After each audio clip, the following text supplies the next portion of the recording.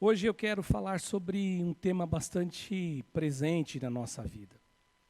Hoje eu quero falar sobre caos, mas eu quero falar sobre caos e como manter a integridade no meio do caos. Como que eu posso fazer para ser íntegro no caos? E eu quero ler um texto com vocês, é um texto no livro de Jó, no capítulo 2, o verso 9 e o verso 10 do livro de Jó. Capítulo 2, verso 9 e verso 10. O texto diz assim: Então sua mulher lhe disse: Ainda conservas a tua integridade? Ou seja, a mulher não suportou tudo aquilo que aconteceu na vida deles. E ela disse: ainda você conserva, você ainda permanece íntegro? E ela diz assim: amaldiçoa o teu Deus e morre.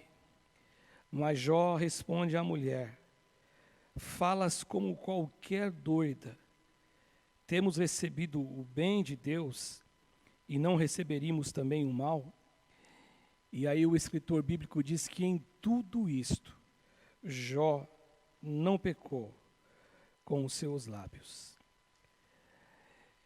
E para falar sobre caos, e para falar sobre integridade no caos, eu fico imaginando que talvez Jó seja um dos personagens que a Bíblia nos mostra, que tem muitas lições a nos ensinar. Eu acredito que seja Jó mesmo, um dos principais personagens que a Bíblia nos mostra quando o tema é integridade, quando o tema é se manter pleno, se manter inteiro diante de Deus. Porque depois de tantas mudanças radicais, depois de tantas mudanças bruscas que aconteceram na vida de Jó, eu fico admirado, gente, de ver como Jó ele se porta de um modo digno, como que a dignidade, a grandeza de Jó, ela aparece, ela surge num cenário de caos. Porque a gente se manter íntegro, nós nos mantemos inteiro quando a vida ela coopera com a gente em todos os aspectos, isso é muito fácil.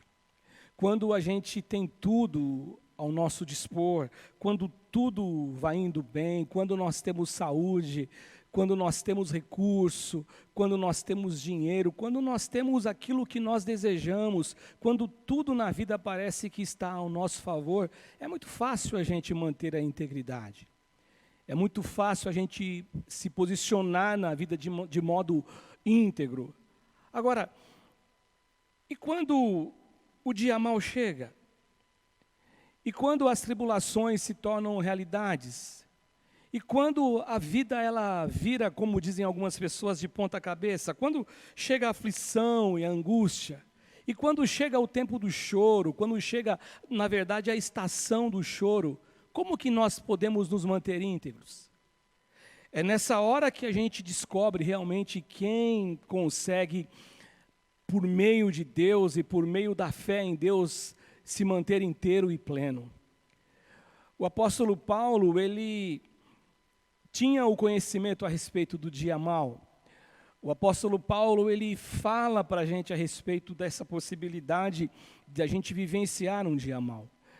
Abrindo um parênteses aqui, o que está acontecendo no mundo, o que está acontecendo no mundo todo, essa pandemia, essa coisa que paralisou o mundo de modo global, em todos os países, tantas pessoas passando dificuldades, pessoas morrendo, pessoas enfermas, pessoas perdendo o seu emprego, pessoas que na verdade tinham uma condição de vida, agora está tendo que mudar a sua condição de vida por conta desse vírus que surgiu no mundo. Essa é uma situação para nós extremamente, totalmente fora daquilo que nós esperávamos como ser humano.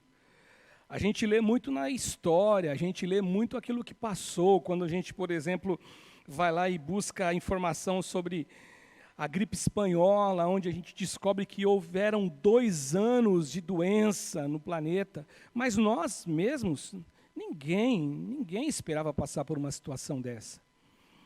E Paulo, ele nos traz essa informação no livro de Efésios, no capítulo 6, quando Paulo vai falar sobre a importância do soldado cristão, ele usar a armadura para a batalha, para a guerra. No verso 13, o apóstolo Paulo fala assim: portanto, tomai a armadura de Deus para que vocês possam resistir no dia mau. Ou seja, Paulo descreve, ele é muito claro em dizer que existe sim os dias maus. Existem sim os dias maus. Eu estou lembrando aqui de uma situação há muitos anos atrás, há muitos anos mesmo. Eu estava ministrando na escola bíblica, dando aula na escola bíblica, e eu me lembro que eu falei do dia mau e uma pessoa, uma amiga, ela disse: não, dia mau não existe, dia mau só se for para você, para mim não existe.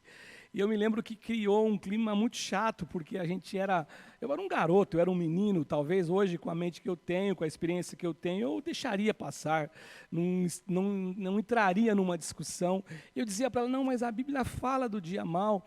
E ela: não, eu não aceito, eu não quero tomar posse disso não, eu tomo posse só de bênção. Mas a grande realidade é que nós vivenciamos o dia mau hoje.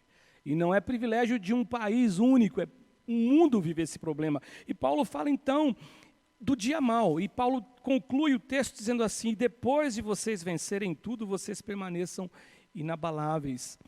O escritor de Eclesiastes, no capítulo 7 também, um capítulo que ele fala de dificuldades, ele fala de problemas, ele diz assim no verso 14: no dia da prosperidade, goza do bem. No dia que tudo concorrer de modo com que a tua vida, o teu viver seja um viver de bênção, de prosperidade, goze desse bem, se alegre com isso, aproveite isso. Mas o escritor aqui de Eclesiastes diz assim: mas no dia da adversidade, considera em que Deus fez tanto este como aquele, para que o homem nada descubra o que há de vir depois dele, ou seja, para que o futuro que o ser humano, alguns tanto perseguem, aqui o escritor diz assim que ele não vai saber, ele não vai tocar nisto, ele não vai ter acesso a isto. O escritor dos Salmos também, o salmista, no Salmo 34, ele fala de modo muito claro que muitas são as aflições do justo, mas o Senhor de todas o livra. Muitas são as aflições do justo, ou seja, existe sim caos muitas vezes na vida humana. Existe sim desordem muitas vezes na vida humana. Agora, o que eu devo pensar como integridade? O que é manter integridade no caos? O que é ser íntegro no caos? E quando eu começo a olhar e conceituar a palavra integridade, a gente aprende que é estado ou característica daquilo que está inteiro. Estado ou característica daquilo que é pleno, daquilo que não tem mudança, daquilo que não diminui, aquilo que persevera, aquilo que é firme, aquilo que está consolidado. É isso que é estar, na verdade, íntegro, é estar inteiro. Aquilo que é pleno, dá ideia de inteireza. E uma coisa que eu quero deixar muito claro para os irmãos aqui, nesta manhã, que nós não estamos falando de perfeição. A Bíblia não faz referência que Jó era um homem perfeito, não. A Bíblia fala que ele era íntegro. Aliás, o próprio Deus o classifica como íntegro, mas ser perfeito não existe ninguém. Só existe um que foi perfeito. Nós não estamos falando de alguém perfeito, mas nós estamos falando de alguém que se quebrou do lado de fora. Alguém que vivenciou, alguém que sentiu na pele, literalmente, tudo aquilo que o mal pode trazer para um ser humano, pode trazer para uma casa, pode trazer para uma família. E, na verdade, nós estamos falando desse cara, que é Jó, que ele se quebrou para o lado de fora, sem que ele fizesse alguma coisa por merecer. Jó não fez nada, não teve nenhuma ação, não teve nenhuma atitude que ele fizesse, e essa atitude o fizesse provar de algo ruim, não, ele não fez nada, ele era íntegro, ele se manteve íntegro o tempo inteiro. Mas esse cara que se quebrou para o lado de fora, é Jó que me ensina a manter a integridade para o lado de dentro, ser pleno, ser cheio de Deus para o lado de dentro. E aí você pode perguntar assim para mim: pastor, mas como que você sabe disso? Basta a gente olhar aqui o que o texto sagrado nos mostra a respeito das atitudes de Jó. E mais forte do que isso, a gente contemplar aquilo que o próprio Deus fala de Jó. E é esse homem, Jó, é esse ser humano, Jó, que nos mostra uma lição muito clara, gente, que é possível, sim, manter a integridade no caos, ser íntegro no caos. Agora, isso só é possível, em primeiro lugar, quando alguém tem dentro dele o desejo em ser íntegro. Eu só posso e consigo manter a integridade no caos quando eu desejo a integridade.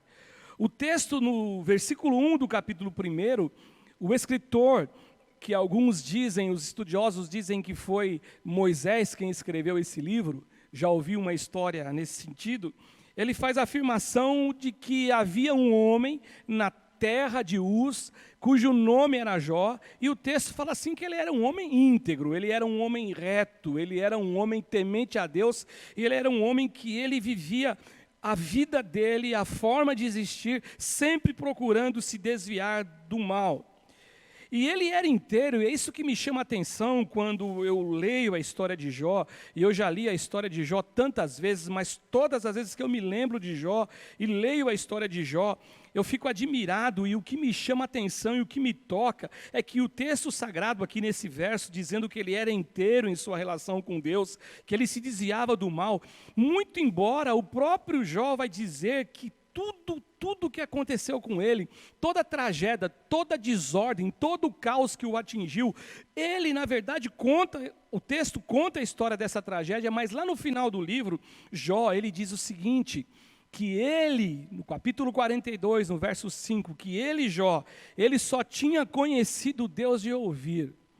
Mas depois de todo esse caos, essa desordem que se instalou na vida de Jó, ele diz assim: depois de tudo isso, passei por tudo, enfrentei tantas coisas, perdi tudo, perdi filhos, perdi recursos financeiros, perdi bens, ele perdeu tudo, a Bíblia fala.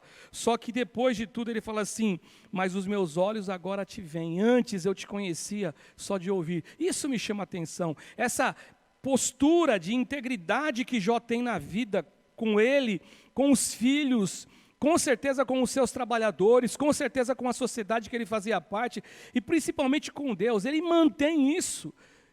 E ele diz que, na verdade, essa posição, esse caminho que ele escolheu, era um caminho que, na verdade, ele nem conhecia Deus de ver Deus, era de ouvir a respeito de Deus. E aí, Deus ele chega no momento em que a Bíblia, aqui no livro de Jó, diz assim que os filhos de Deus, eles vão se apresentar diante de Deus. Deus então diz a Satanás quem Jó era realmente. Essa afirmação que eu estou fazendo de integridade, a Bíblia faz, e a Bíblia fala que quem faz essa afirmação é Deus. E aí então Deus perguntou a Satanás, o texto no versículo 8 diz assim: perguntou ainda o Senhor a Satanás: observaste o meu servo Jó? Porque ninguém... Olha o que o texto sagrado diz, porque ninguém há na terra semelhante a ele, homem íntegro, homem reto e temente a Deus e que se desvia do mal. Ninguém era como Jó. E no verso 5 do capítulo 1, no verso 5, eu vejo aquilo que eu estou me referindo quando eu digo que Jó desejava a integridade. Jó desejava um caminho de integridade, porque no versículo 5 fala assim que decorrido o turno de dias de seus banquetes, ele chamava Jó os seus filhos e os santificava, e levantava de madrugada e oferecia holocausto segundo o número de todos eles, os 10 filhos que Jó tinha, pois Jó dizia consigo mesmo: talvez tenham pecado os meus filhos e blasfemado contra Deus em seu coração. Assim Jó fazia de modo contínuo, assim Jó fazia continuamente, ou seja, Jó, ele desejava essa integridade.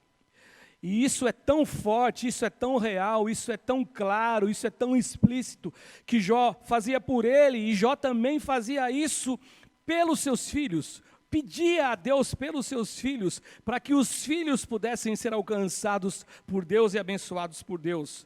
Só que aqui, o que o texto sagrado também nos fala, que mesmo Jó apenas ouvindo a respeito de Deus, ele tenta essa questão, ele tenta, ele vai tentando, ele deseja, ele quer alcançar um objetivo. E na fala de Deus a Satanás aqui, nós vemos que Jó estava atingindo o seu objetivo.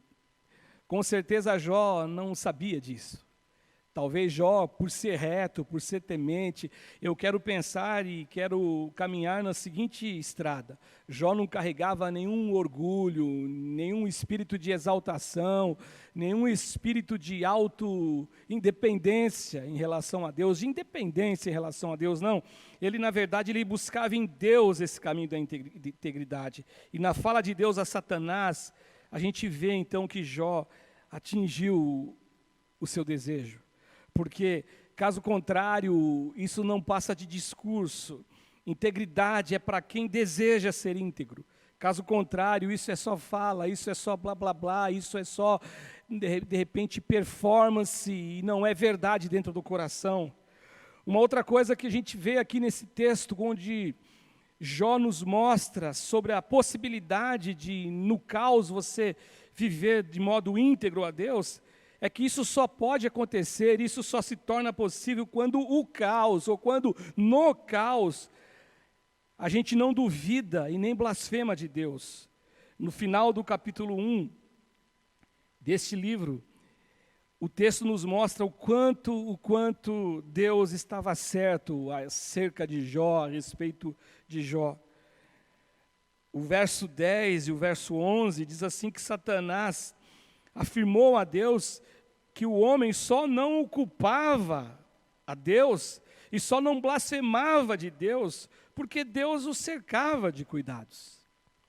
É isso que o verso 10 e o verso 11 do capítulo 1 nos mostra. Satanás diz a Deus, é lógico que ele é fiel, é lógico que ele é reto, é lógico que ele é íntegro, mas ele só o é. Por quê? Porque você dá tudo para ele. Ele só é tudo isso porque você o cerca de bens. Em outras palavras, a tese de Satanás era o seguinte: no caos ninguém mantém integridade. No caos ninguém deixa de culpar a Deus e muito menos blasfemar contra Deus. E o que eu acho pior quando eu olho esse texto aqui, o pior da tese dele é que o ser humano, ele só é íntegro porque ele carrega no coração um interesse em relação a Deus. Ele não ama a Deus, ele não ama a Deus com interesse de coração, ele não ama a Deus com integridade, pelo contrário, ele ama aquilo que Deus pode dar a ele. E Satanás diz o seguinte: Deus, você só tem isto de Jó, você só consegue isso e retirar e extrair isto de Jó, porque você dá tudo para Jó. E aí Deus disse a Satanás que tudo que ele possuía, tudo, ele podia estender a mão e tocar. A única coisa que ele não poderia fazer era tocar em Jó. E os versos 13, ou dos versos 13 até o verso de número 21, verso 13 até o verso 21, descrevem então o caos que se abateu sobre a vida de Jó. Jó, ele perdeu filhos, Jó, ele perdeu os seus bens, Jó, ele perdeu as ovelhas, Jó perdeu tudo que ele tinha. E aí o texto diz assim, no versículo 20 a 22 do capítulo 1. Então Jó se levantou, rasgou o seu manto, raspou a cabeça e lançou-se em terra e o adorou. Meus irmãos, isto é algo fantástico da gente observar. Isto é algo maravilhoso para que eu e você note e perceba. O texto diz que ele lançou-se em terra e o adorou. Ele adorou a Deus, e quando você estuda um pouquinho a palavra de Deus, você descobre que adoração é glorificar a Deus pelo que Ele é. Ele glorificou a Deus, ele adorou a Deus pelo que Deus era. Ele tinha certeza de quem era Deus na vida dele, e ele fala assim: nu saí do ventre da minha mãe, e nu voltarei. O Senhor o deu, o Senhor o tomou, bendito seja o nome do Senhor. E a Bíblia diz que em tudo isto, no verso final, 22, Jó não pecou, nem atribuiu a Deus falta alguma. Jó não peca, Jó não falha, Jó não cede aquilo que Satanás disse que o homem faz quando o caos o toca. Jó, ele não decepciona a Deus. Jó, ele não deixa Deus numa situação de complicação, porque Deus disse que ele era temente, ele era íntegro, ele era reto, ele se desviava do mal.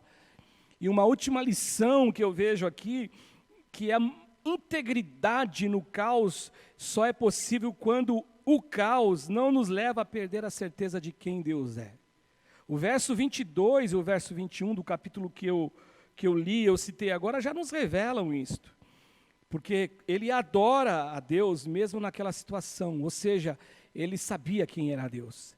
Adorar é você glorificar a Deus pelo que Ele é. E eu fico pensando que existe uma grande verdade em relação a toda a vida humana. É que nós somos influenciáveis, eu e você. Nós somos influenciáveis totalmente. Eu sou influenciado, eu fui influenciado.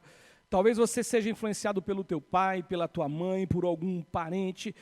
Eu posso dizer que como um pastor eu fui influenciado desde quando eu me converti, desde quando eu comecei a ouvir pregações, ouvir sermões, eu fui influenciado por alguns pastores.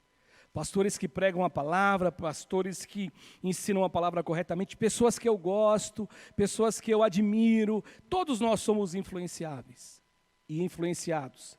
Agora, o grande problema é que essa influência ela pode ser tão boa como ela pode ser má. Ela pode ser positiva ou ela pode ser negativa. Quando eu olho aqui para o capítulo 2 do livro de Jó, eu vejo aqui o grau máximo do caos na vida de Jó. Eu vejo do verso 3 ao verso 6 o grau máximo disso. O ponto, o clímax dessa grande dificuldade. Depois de Satanás tocar em tudo que Jó tinha, acontece novamente um encontro entre Deus e aqueles seus filhos que vão até ele, numa audiência, vamos dizer assim. E aí Deus perguntou a Jó de novo. E Deus perguntou a Satanás de novo a respeito de Jó. E aí Deus disse assim para Satanás: observaste o meu servo Jó? Ou seja, Deus estava espetando Satanás. Você não disse que se eu deixasse você tocar em tudo que ele tinha, ele ia blasfemar na minha cara? E aí Deus disse assim: você observou o meu servo Jó? E aí Deus ele vem de novo com o mesmo argumento, com os mesmos elogios. Ele diz assim: porque ninguém há na terra semelhante a ele. E ele vem de novo: homem íntegro, homem reto, homem temente a Deus e que se desvia do mal. Ele conserva a sua integridade.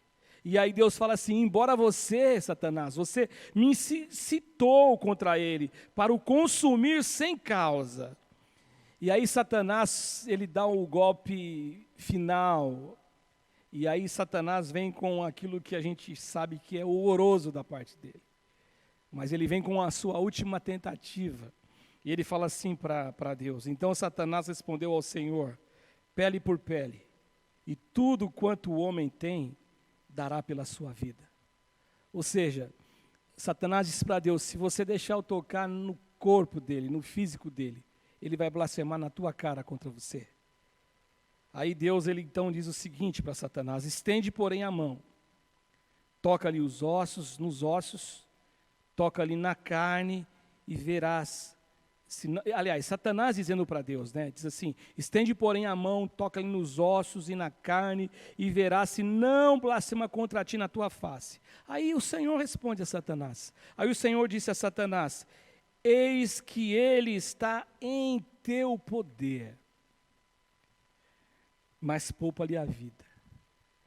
Aqui eu vejo, abrindo um parênteses aqui, o quanto Deus ele tem um comando de tudo. Ele diz assim: ele está em teu poder, mas existe limitação.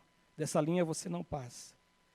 O verso 7 diz assim que Satanás feriu com tumores malignos a Jó, desde os pés até a cabeça. O verso 8 diz assim que ele se raspava como um caco de louça. O que acontece aqui é que Satanás, ele não atingiu o objetivo dele de forma alguma. E Deus, ele não ficou envergonhado de forma alguma também por aquilo que ele tinha dito a respeito de Jó. Só que o texto diz assim que a mulher de Jó, e por isso que eu estava falando de influência, que eu e você, nós sofremos e somos influenciados o tempo todo, a vida toda, e aí você pode tanto optar em seguir conselhos e deixar-se influenciar por alguém. Você tem o poder de fechar a porta ou abrir a porta do seu coração, mas a influência ela pode ser boa ou ela pode ser má. Jó, ele não se permitiu deixar se influenciar pela sua esposa, a tua companheira, a tua mulher, a mãe dos filhos que eles haviam perdido. E a mulher não aguenta mais, ela não aguenta tanto sofrimento, ela não consegue discernir por quê, talvez na mente dela, por que que Deus, e exatamente é isso que me leva a pensar, porque ela fala para Deus, para Jó amaldiçoar Deus, ou seja, na mente dela, ela não consegue administrar o caos, ela não consegue manter a integridade no caos. Por que que Deus deixa o mundo nessa condição? Por que que Deus deixa o mal se manifestar? Por que que Deus deixa, na verdade, as coisas ruins acontecerem? E aí essa mulher, então, ela chega e diz o seguinte para Jó: ainda conservas a tua integridade? Você ainda se mantém íntegro? E aí ela fala para Jó de modo duro: amaldiçoa a Deus, amaldiçoa, em outras traduções, o teu Deus, e morre. Só que Jó, ele não permitiu, sob nenhuma hipótese, absolutamente Jó não permitiria que a sua mulher o influenciasse nessa linha de pensamento, achando que Deus é um Deus mau. E aí ele fala assim para a sua companheira, ele decidiu que ele não iria seguir esse pensamento, e ele diz o seguinte para ela, ele fala assim para a mulher, que ele sabia quem era o Deus, ele sabia quem era o Deus a quem ele servia.